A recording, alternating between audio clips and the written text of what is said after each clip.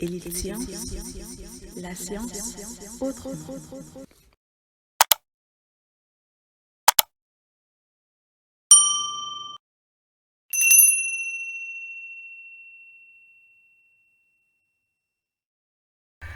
Salam salam à tous les gars, j'espère que vous allez bien. Voilà donc ñu ngi leen di nuyu bu baax yéen ñëpp les élèves de première qui nous suivent un peu partout.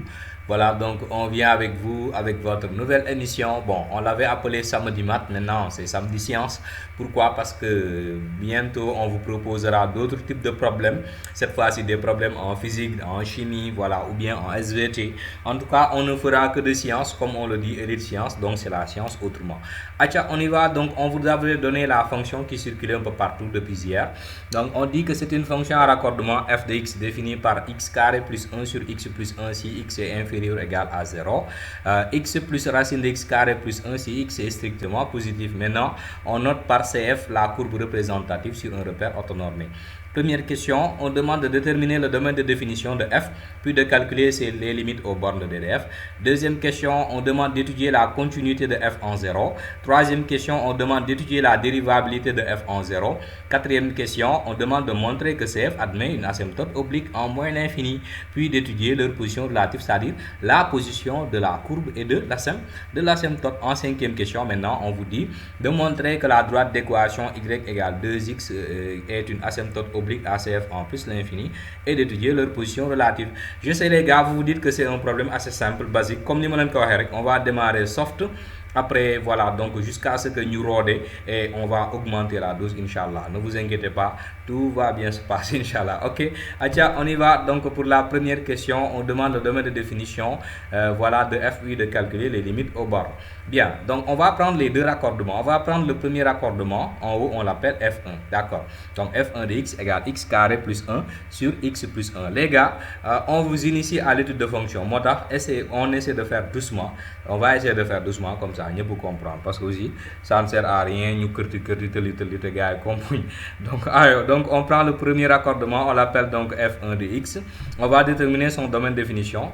Alors le premier raccordement, généralement son domaine de définition va inclure son domaine d'étude, d'accord.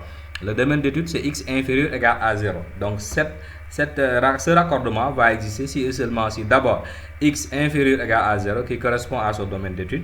Deuxième chose, il y a une condition parce que ici nous avons une fonction rationnelle, donc le dénominateur doit être différent de 0, donc x plus 1 différent de 0, d'accord. Et en transposant on retrouve donc x inférieur égal à 0, x différent de moins 1. Donc par conséquent, entre moins l'infini et 0, nous allons exclure moins 1, donc du bok. Donc d de f1 sera égal à moins l'infini moins 1 union moins 1 0, d'accord. Légui on va passer au deuxième raccordement qui est égal à f2 de x, donc égale x plus racine de x carré plus 1. Ce raccordement, bien sûr, donc il va exister si et seulement si x positif strictement, donc c'est son domaine d'étude. Et là nous avons un radical, il faut que le radical soit positif ou nul, donc x carré plus 1 supérieur égal à 0, et en transposant nous avons x carré supérieur égal à moins 1, et ceci est toujours vrai.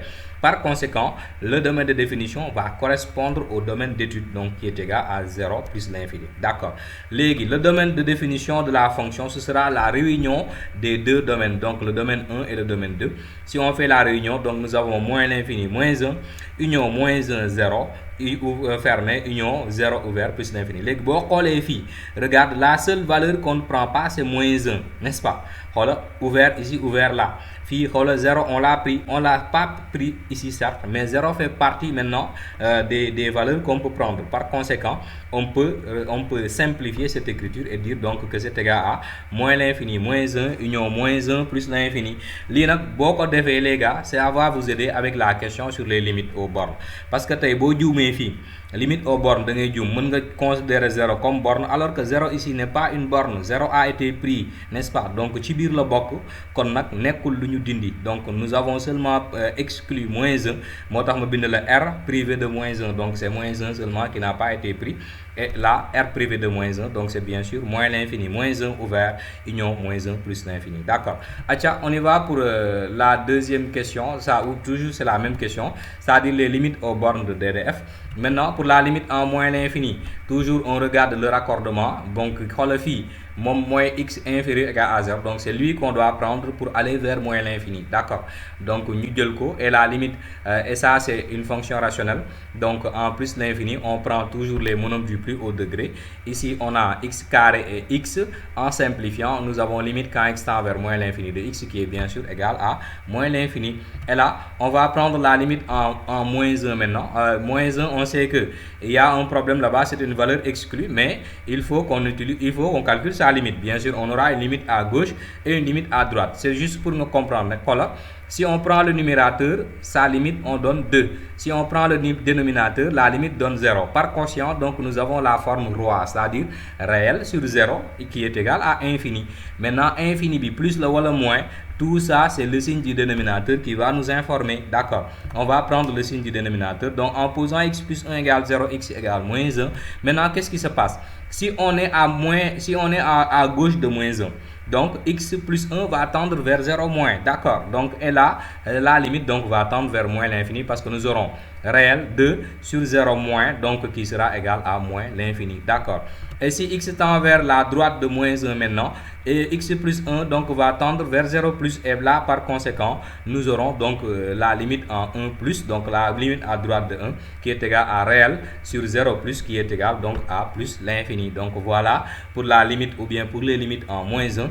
Et il reste la limite en plus l'infini. Bien sûr on prend le deuxième raccordement parce que fii la ñuy demee plus l'infini, donc on prend cette limite en calculant donc la limite de x c'est plus l'infini, la limite de la racine plus l'infini, donc par somme cette limite est égale à plus l'infini. Donc voilà pour la première question. On y va pour la deuxième question, c'est-à-dire de déterminer la continuité de f1 en 0. D'accord. Maintenant la continuité en un réel, les gars, je vous le rappelle, pour qu'une fonction f de x soit continue en un réel x0, si c'est à gauche ou à droite, comme ici avec un raccordement, il faut que la limite quand x tend vers x0 à gauche soit égale à la limite quand x tend vers x0 à droite, qui est égale donc à l'image, n'est-ce pas? Et l'image, tamit, j'attire votre attention, image bi du fu la neex nga koy calculer. Il faut toujours calculer l'image selon la position du raccordement. Xam nga fi 0 bi fii lañ ko yore jël parce que c'est inférieur ou égal à 0, donc fii lañ war a remplacer par 0. Certes on peut mettre même ici parce que on va calculer la limite, mais nag fii nga koy calculer. D'accord. Exemple ici, si on voulait l'image de 1, on prendrait ce raccordement. Si on voulait l'image de moins 1, on va prendre ce raccordement parce que moins 1 se trouve en dessous de 0. D'accord. On revient à la continuité. Donc on va trouver la limite à gauche d'abord de 1. Donc la limite plutôt de 0. La limite à gauche de 0, donc ça nous fait 1 comme vous le voyez. Donc et c'est ça qui est égal à f de 0. Donc retiens bien, f de 0 égale 1. La limite à droite de 0 aussi, nous allons trouver donc 0 et 0, donc racine de 1 qui est égale à 1. Donc vous voyez que la limite à gauche est égale à la limite à droite est égale à l'image. Conclusion, on peut en déduire que la fonction f est continue en 0. D'accord. On y va maintenant pour la dérivabilité. Vous allez voir qu'avec dérivabilité, c'est beaucoup moins amusant. Donc, comme j'ai l'habitude de le dire, dérivabilité, ce sont des formules. Donc, on sait que pour qu'un réel soit dérivable pour qu'une fonction soit dérivable en un réel, il faut que aussi la dérivabilité à gauche soit égale à la dérivabilité à droite, n'est-ce pas? Donc, il faut que limite, je rappelle que pour qu'une fonction, si on a une fonction f et un intervalle i et un réel x0, f est dérivable en x0 si et seulement si limite quand x tend vers x0 égale f de x moins f de x0 sur x moins x0 et qui est égal à un réel. Si c'est égal à un réel, c'est dérivable, n'est-ce pas?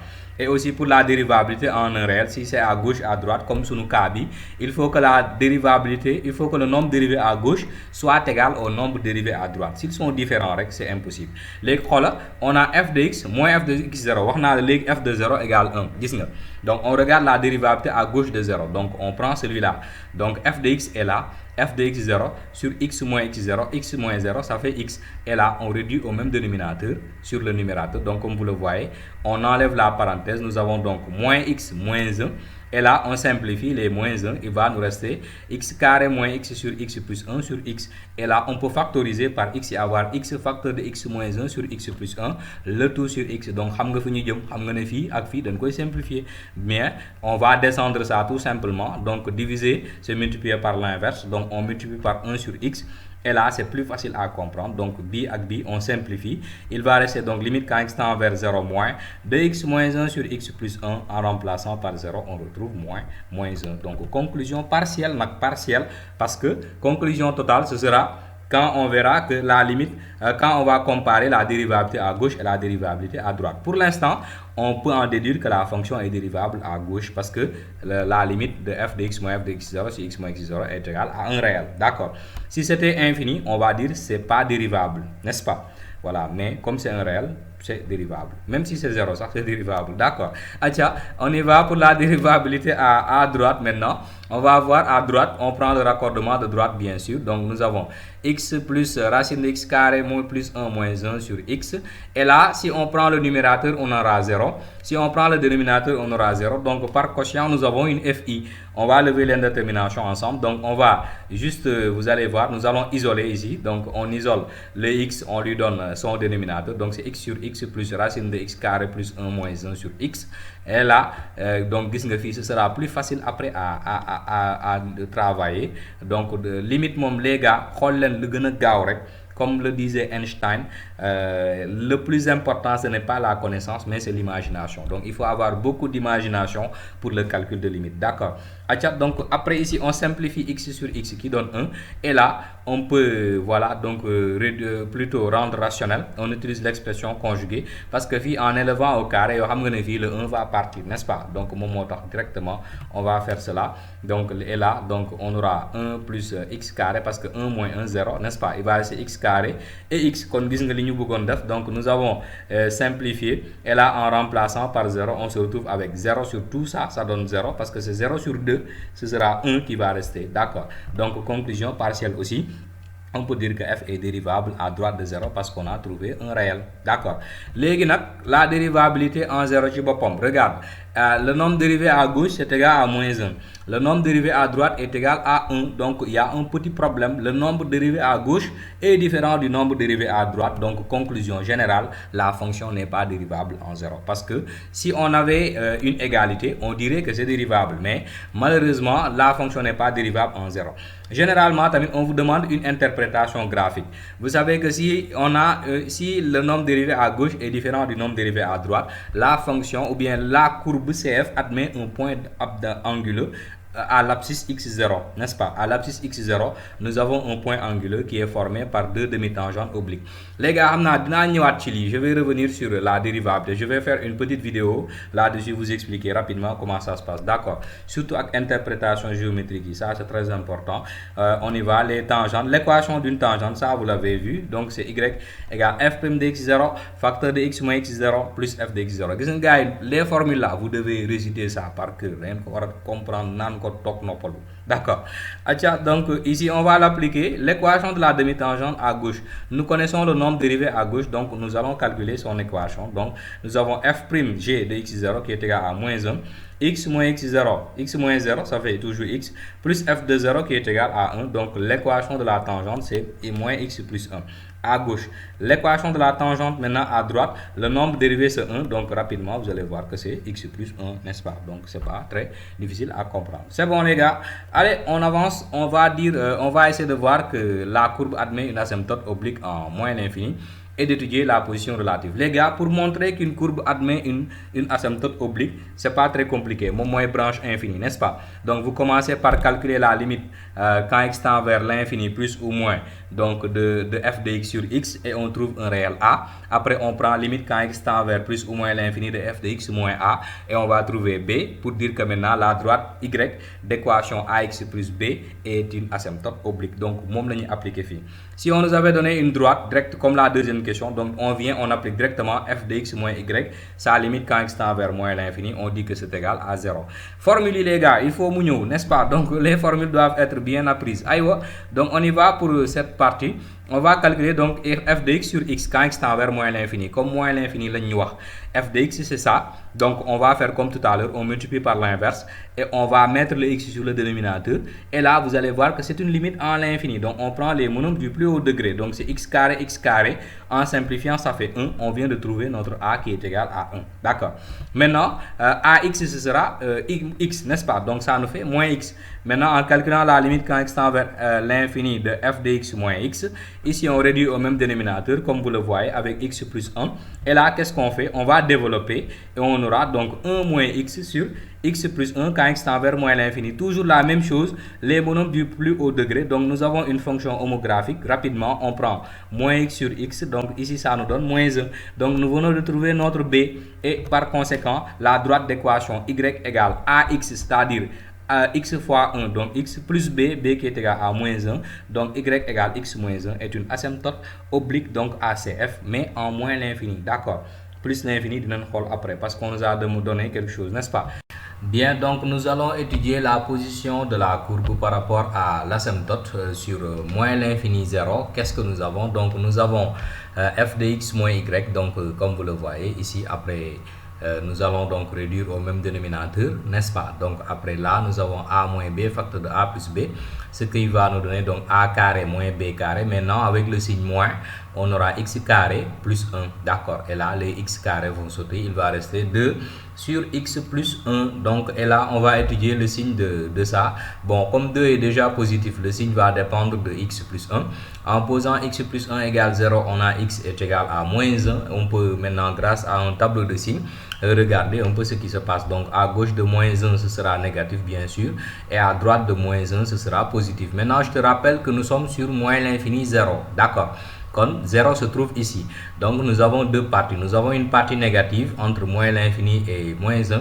Et nous avons une partie positive qui se trouve entre moins 1 et 0. Par conséquent, on va déduire que sur moins l'infini moins 1, donc comme le rapport est négatif, CF donc se trouve en dessous de l'asymptote.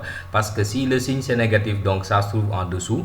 Et sur moins 1, 0, CF se trouve au-dessus de l'asymptote. Donc parce que le rapport est positif. Donc voilà pour cette question.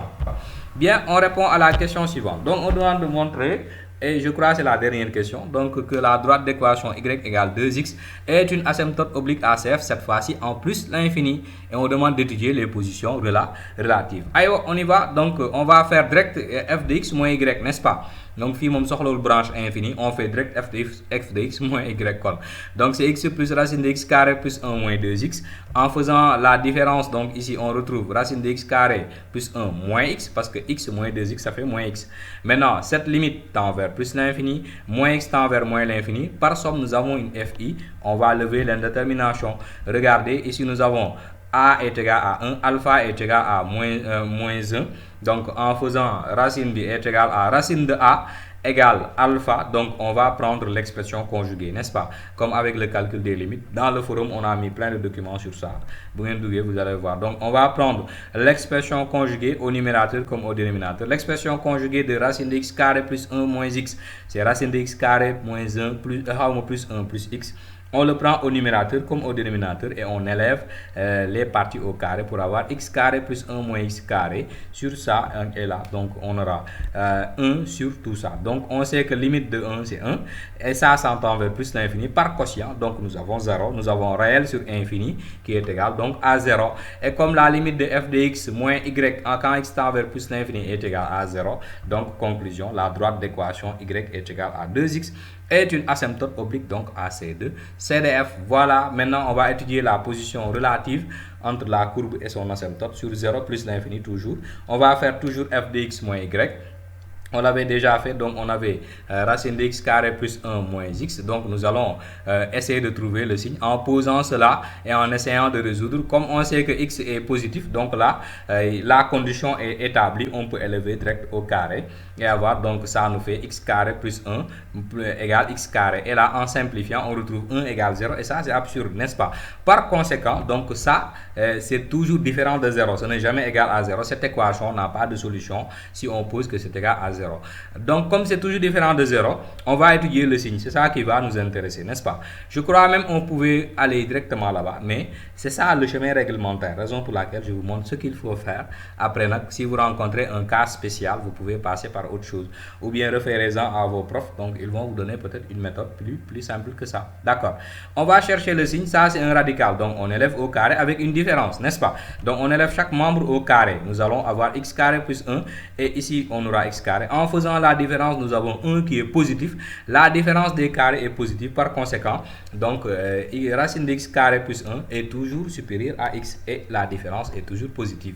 Et comme cette différence correspond à la différence à f de x moins y, conclusion, donc on peut dire que la courbe est au-dessus de l'asymptote, donc sur 0 plus l'infini. Les gars, voilà, c'était tout pour cette première émission.